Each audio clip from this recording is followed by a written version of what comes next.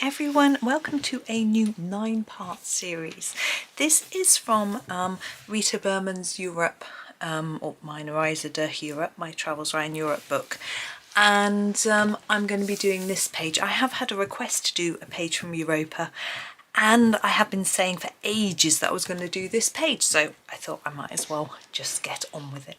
I've also been asked to use Castle Arts pencils in some videos, so that's what I'm going to be using today. These are the 120 Castle Arts Soft Touch set of pencils. Let's come in. Sorry, I'm out of breath. I've just run up the stairs. I was just about to start and I noticed husband had left the downstairs hall light on when he went to work, so I just rushed down to turn it off. Right, we have a picture of olives and olive oil, delicious. So let's have a little look. Thinking about the colour for olive oil, I think we'll do this one first, because I wonder if this one is in a dark bottle and this one is in a see-through. That's how I'm seeing it anyway. So I'm thinking maybe the green gold might be a good colour. I'm going to give it a try. Oops, if I can get it out of the pot, because I think it's got a slightly greeny tinge to it without being too green. I'm going to apply it really lightly because I'm going to think about whether I'm going to put another colour in it or not. I'm going to colour over the bubbles too. We'll deal with those in a minute. Once I've sort of thought about this colour, to me that's a little bit too brown. So I'm going to go over it with a slightly yellowy colour. I'm just looking at my swatch and thinking the golden yellow deep might just work. Just seeing if I can find it. Oops. There we go. Here is the golden yellow deep. Now I'm trying to remember if I have got a comparison swatch chart between castles and other colours, because I know some of you won't have the castles, which is fair enough. So I'm trying to think if I've got one, but I don't know if I have.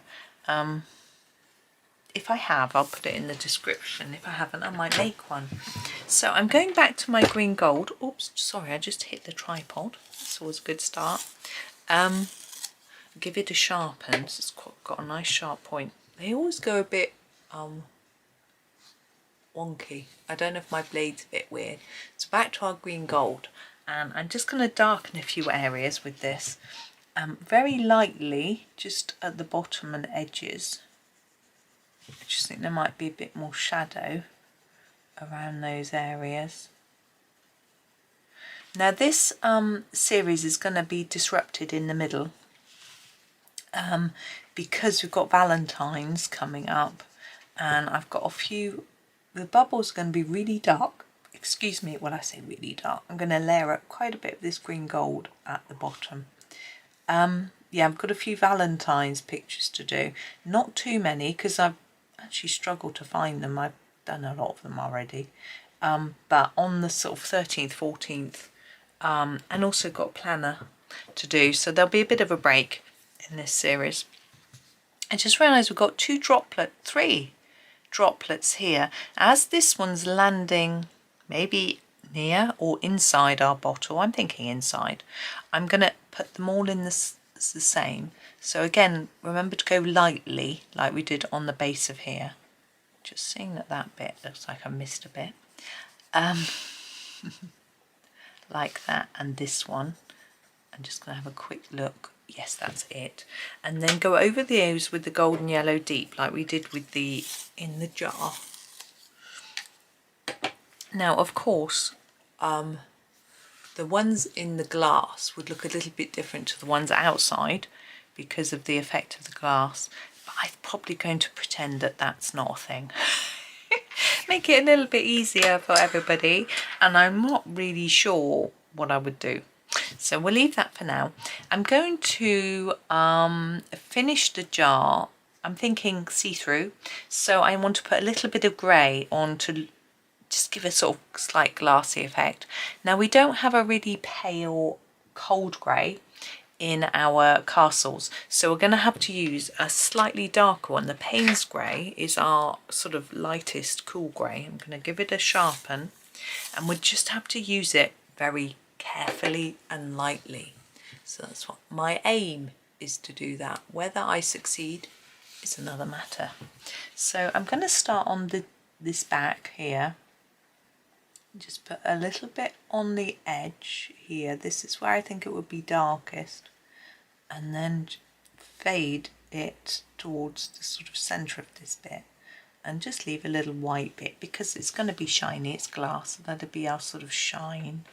Oops, put my hand there so you can see, and there and here, and it looks a little bit silvery, to be honest, but I think that's okay.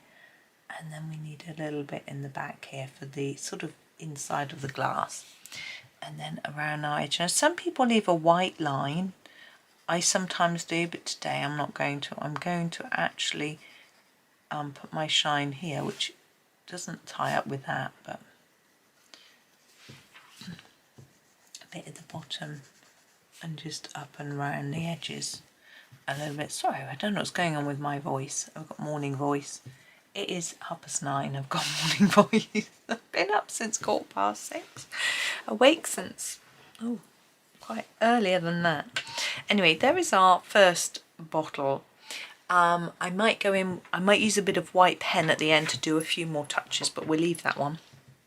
Now with this one, I quite like the idea of doing it a quite dark green.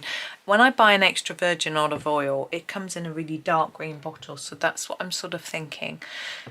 Looking at the dark greens, I'm thinking the Veridian could be a good colour.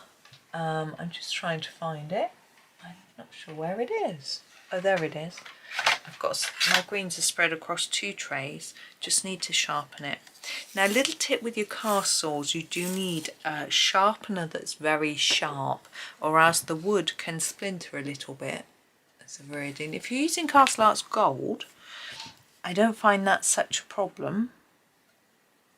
But with the Castle Soft Touch, the wood is not quite such a good quality, and it can splinter a bit, and it's not so nice in a blunt sharpener. But it's I'm sure it'll work very well in a hand crank sharpener, but I don't use those on video very much. Could be a bit noisy. I'm gonna not leave a white gap, because I'm thinking we want to see the bottle colour there, but make it a bit lighter here, where it, to try and show that it's a rounded bottle. We'll see how that works out. I do like olives. Some people don't. My mother dislikes them, and but I love them. And some people prefer the green ones, and some people prefer the red ones. I like the red ones that are really tasty, and I think it's this sort of umami savouriness that I really enjoy. You know. Now I'm thinking maybe label and lid we could match up. I want to mark on the level of the oil. You would see a sort of little line where the oil, I'm thinking it's a sort of new bottle, so maybe it'd be a bit darker down here where we sort of got oil. I don't know if that works, but it's just something I wanted to try. There we go. Yes, lid and label, what should we do? Just looking across my colours. We could do them, I'm trying to think, my olive oil that I use has got a gold lid, so should we try that?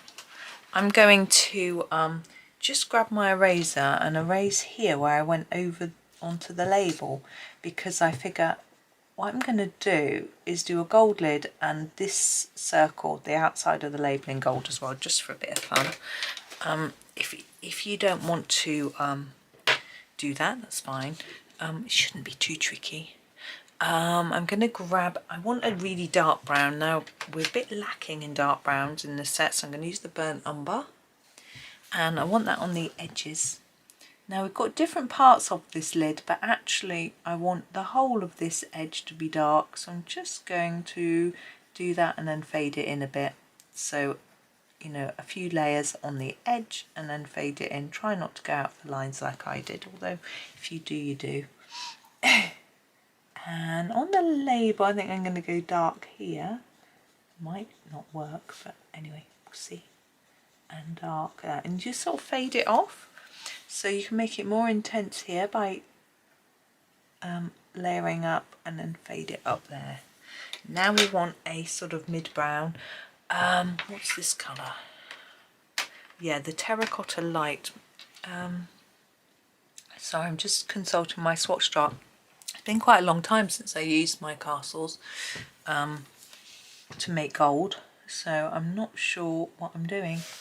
So Terracotta Light, put it on top of your dark and then spread it across a bit. It's going to look a bit, this is a little bit orangey, but it won't hurt if it looks a bit bronzy, to be honest. Bring that up, but we'll use our green gold next, and that might yeah, and that might turn it a little bit less orangey. So I always go over the top of every layer when I'm doing gold. Actually, we could make this our last colour. I think it looks, I rather like that, she says modestly. I just surprised myself. I thought I was going to need a yellow, but actually I quite like it without. So you leave a little bit of white, and that just helps with the illusion that it's shiny and gold. There we go. Oh, that was fun. Now let's do our actual olives. I think I'm going to do green olives just because I don't know whether red olives make yellow olive oil. Don't know much about them. The cadmium green I think is a really good colour for the olives. I'm just trying to find it. Leaf green, salad. There we go.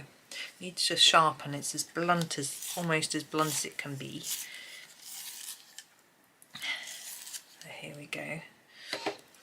The cadmium green, and we might just use this one colour, but I might change my mind. So to give some shape to our olive, I'm going to put more than one layer around the edge, and then a little less layers on this next bit, and sort of less and less, and it will add a bit of shine. Now, I don't know if olives are naturally that shiny, but when I eat them they are, but they're usually in an oil, and the ones I like, I'm just trying to think, because sometimes I have the ones that are in brine. I don't think they're massively shiny. I think it's probably the oil, but the ones in oil are so much nicer. I think the ones in brine can be a bit almost bitter, and the ones in oil aren't. I don't know why. I don't know whether it's the method of preserving or whether the ones that you get in oil are a higher quality. They're certainly more expensive, but I didn't know whether that is because of the quality of the olive or whether it's just perhaps the preserving process they don't keep for so long, so there might be more wastage. Yeah, I don't know. I really don't know enough about the food that I eat. Now this one. Now the little stalks are often a slightly brownish, so I'm going to try and find a browny green to do those stalks and the stems for the leaves. And I've got absolutely no idea what colour the leaves of an olive tree are. Now I'm assuming they're green, but I've got no idea what shade. So I think I might just go for a slightly darker green to the olives themselves, just so that we've got a bit of contrast on our page. Now if you feel that you want to, you can do a slightly darker green around the edges of your olives to make them stand out more. But I'm quite happy with how this is looking with just the one colour. so I don't think I'm going to do a second colour. I might use one for some shadows where they're overlapping and things, and I'll do that at the end. But I don't, and it won't be green, it might be a brownish or a greyish. I'll have a look in a minute and decide, well, when I get to that bit. Okay, so I think that's all the olives. Yes. So slightly browny green I said I was looking for. Now the sap green is brownish, but it's still green, but our browns are all just brown. So I might go for the raw umber and do a little stroke of raw umber and then put the sap green on top, so we've got a sort of brownish. So I need to sharpen this so that we can get into those small spaces with our raw umber. So because we've got this bit here, doesn't want to write, come on pencil, there we go. That one we don't really have a stem. Of course most olives don't have stems. When they come off the tree, they tend to seem to leave their stem behind. It's quite rare, I guess, because I tend to buy pitted olives. Maybe they remove the stems when they remove the stone. Right, so the sap green is my next choice. Got to try and find it. I really should leave my pencils turned so the names are facing up, and I would know what I wanted.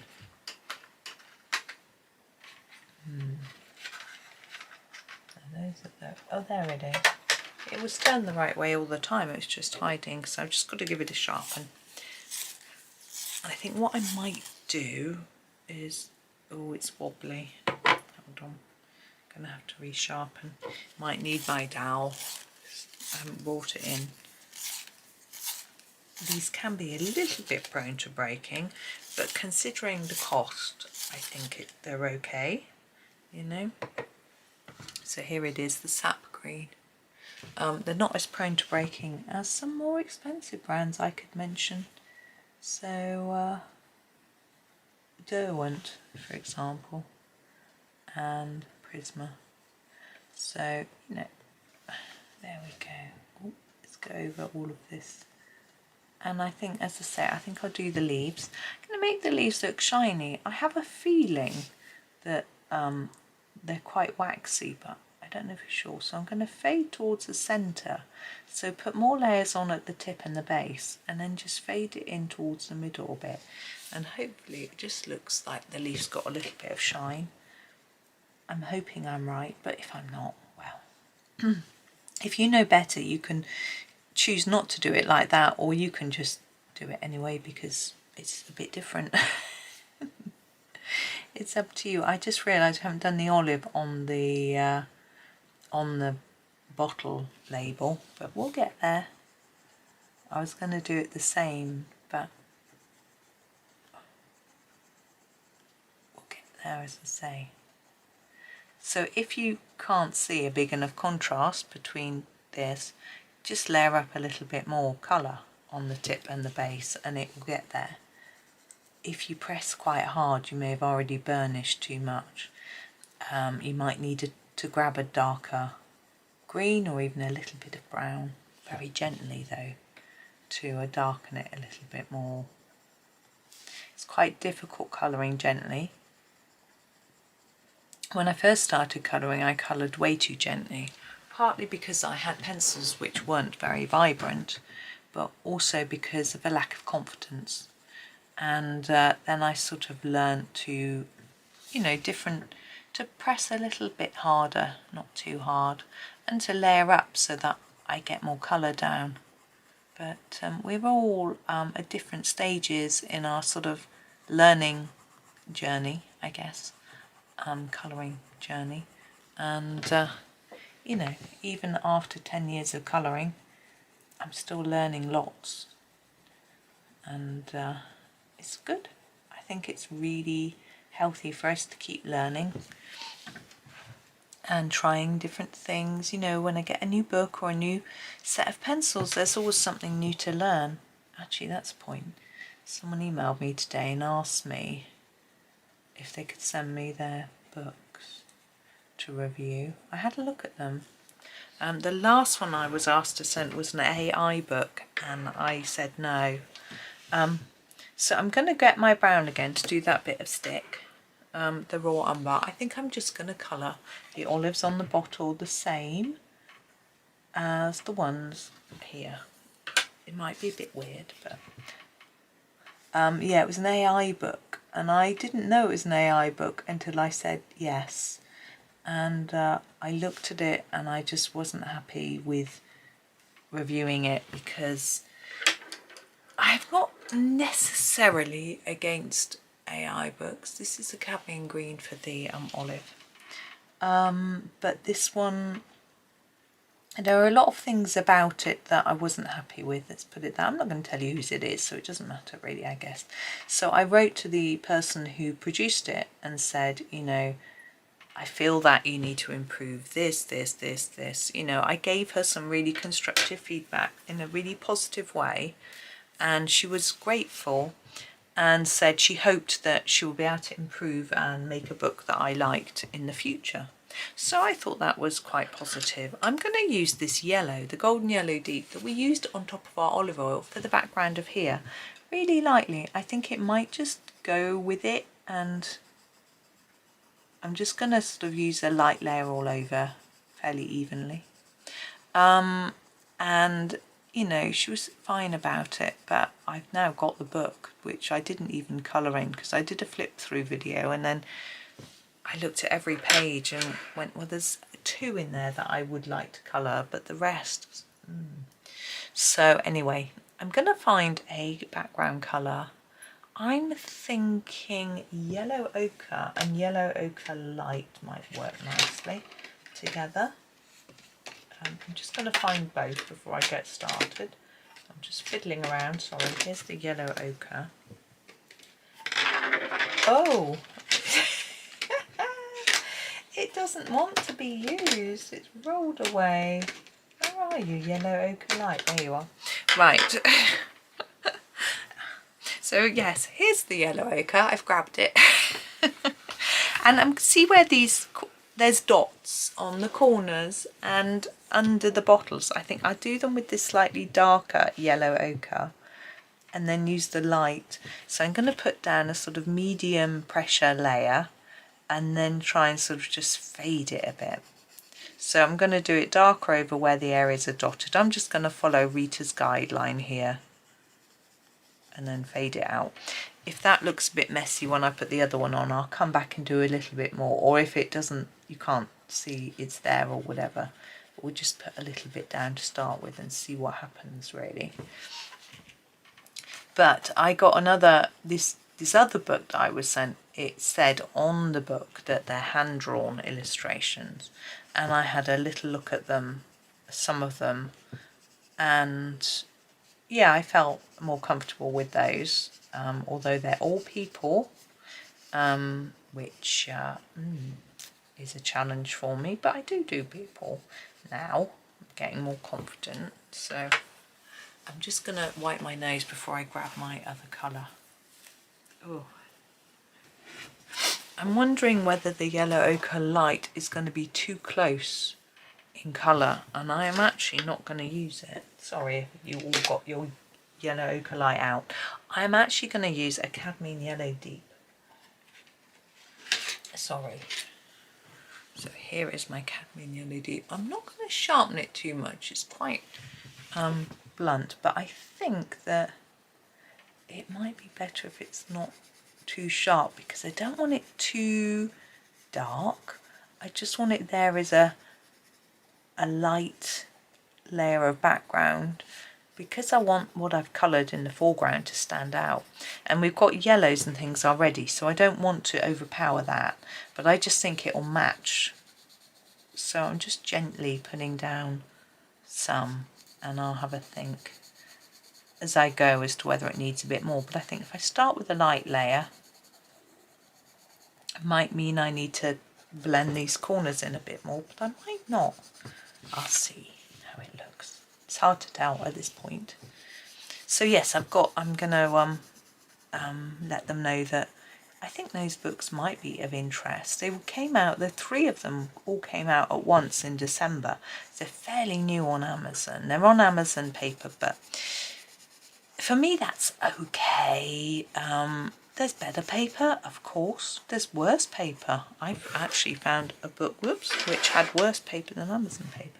But anyway, and also Amazon paper varies a little bit, so it's hard to know exactly what it's going to be like. And interestingly, they do say in their blurb on Amazon, please bear in mind that we can't choose the paper. It's Amazon's choice, but I don't know if they have an ebook option, because then you can have a lot more freedom and choose your own paper.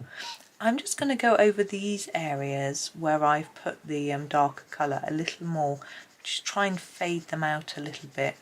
Although this shadow doesn't really need fading because it's shadow, but these corners, I'm going to go over in a darker layer of this and then just sort of fade it like that. I think that looks okay. And then just tidy this up because I can see I've missed a few bits. My son is talking really loudly. I don't know if you can hear him. I have got my door shut, but he's supposed to be doing some programming, but we'll see. He's quite, they're a little bit burnt out, to be honest, because they started uni in September and they did their first semester and, had to settle in, which obviously were okay, but it takes a bit of time, and they found it quite tiring getting used to all the commuting. They have about an hour and 20 minutes each way travelling, and then they're sort of sitting at the station and things as well. There we go. Whoops! I'm going to get my white pen out now. And so they've got to get used to that. I'm using my Posca, I think, today. Just going to give it a shake. So my Posca is a PC1MR. It's the only Posca that has this sort of tip because I find that easier to control than a bullet point, but white pens are very personal. Some people have particular favourites. I like this, I like the Sakura, and so it just depends. So I wanted to go around that black line a little bit. Now on the olives and on these drops where there's a black line, I feel like I want it to be a white line, but it's gonna not show up. It's gonna erase a bit. I can do the same on the olives. Now this bottle has got a line here which I'm gonna go over, and a line here. Oh, I'm having a hot flash.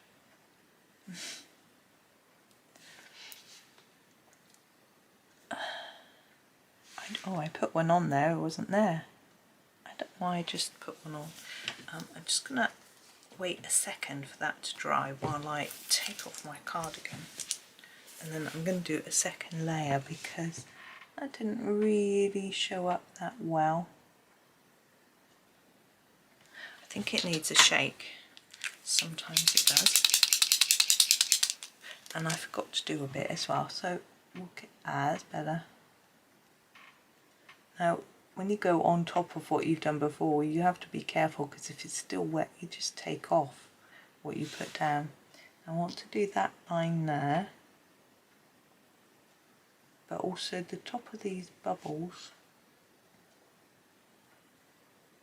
I just want to erase that black at the top and do a little fleck at the bottom, make them look a little bit more like bubbles, and then we'll come back and do another layer on top of our olives.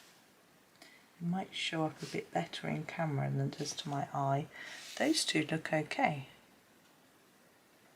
Oh, I'm taking that paint off, just putting it on.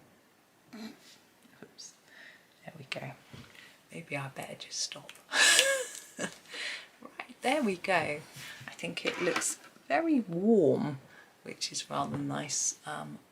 the background colour looks quite attractive. I don't usually do a lot of yellow, but I think it's worked okay. So anyway, that's our very first picture in this series. We've got some veggies to colour tomorrow. I've got to try and work out what they all are, which will be interesting. But thank you so much for watching today. Hope you have a lovely rest of your day and happy colouring.